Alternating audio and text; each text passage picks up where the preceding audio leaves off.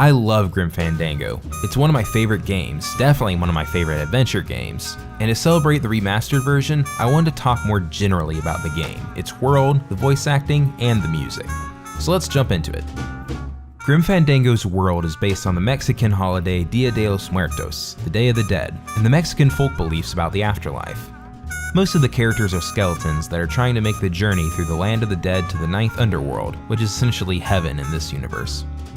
The characters are all styled after skeletons that are prevalent during the Day of the Dead celebrations, specifically Calacas and Calaveras. Calaca means skeleton and Calavera means skull, and fittingly, the player character in the game is named Manny Calavera. You travel through a variety of settings over the course of 4 years, which work as the game's chapters, to save a woman, uncover a conspiracy, and fuel a revolution. The game is hilarious and has some of the best writing and voice acting in any game ever. It was designed by Tim Schafer and released in 1998 by LucasArts on the PC. Many consider it to be the pinnacle and end of the golden age of adventure games, because it was critically acclaimed but didn't sell well at all. However, with Disney buying Lucasfilm in 2012, LucasArts was dissolved as a game developer in 2013, and Tim Schafer was able to get back the rights to Grim Fandango and create this remastered version. The remaster improves the game by making it easy to run on modern computers, improving the character models, including a commentary by some of the developers, and re-recording some of the music. Most of the music was kept the same as it was recorded with a live jazz band in the 90s, so there wasn't much to improve. The music was composed by Peter McConnell, a longtime collaborator with Tim Schafer and LucasArts. Peter McConnell will probably be an entire episode on his own, but just know that he's one of the best game composers around today. I think the voice acting in Grim Fandango is better than most modern games. All of the characters are distinct. The accents are authentic since, crazy concept, the two main characters are voiced by actual Hispanic actors. ¿Qué es esto? I'm not sure I like the implication, Mr. Calavera. Anything about your past you haven't told me? Quite a bit, considering I've told you nothing. The direction and writing is on point, and the implementation works great, most of the time. As with all games designed by Tim Schafer, the writing is the best part of the game. Even characters that you only see for 2 lines of dialogue have more character than most video game protagonists, and all of Manny's quips are hilarious and well delivered. My scythe. I like to keep it next to where my heart used to be. Glottis is a literal speed demon.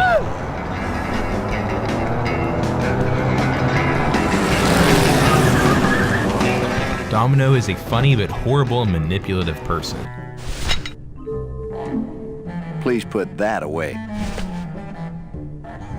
Thank you. Meche is the damsel in distress Manny wants to save, but she wants nothing to do with him.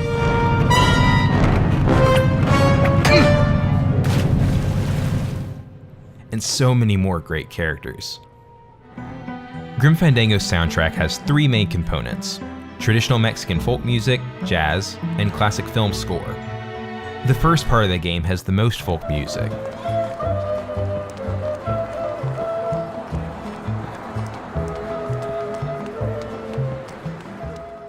It feels perfect, and in the game, you hear the band kind of in the distance at the actual Day of the Dead celebration.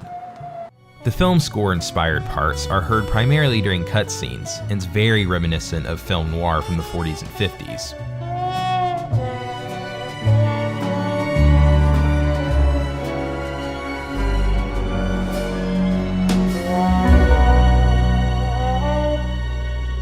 But the star in this game is the jazz.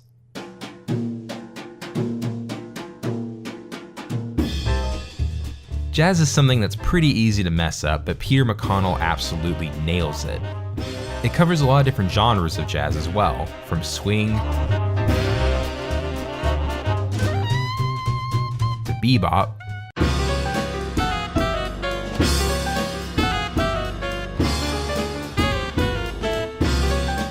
to big band.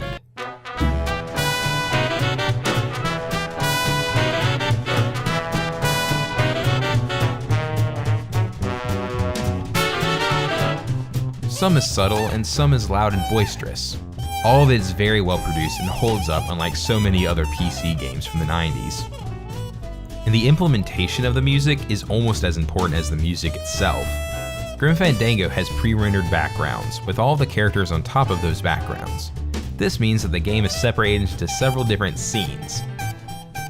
Each of the different years in the game is made up of different areas. Some of these areas are a single scene and some are made of multiple scenes. But each area has a different track. The longest track on the soundtrack is a little over 2 minutes, and most are about 1.5 minutes. So each of the tracks is a perfect length for the area that they're in. The music is designed so that you can run from one end of an area to the other and hear the main hook, but if you linger in the area, the music still fits.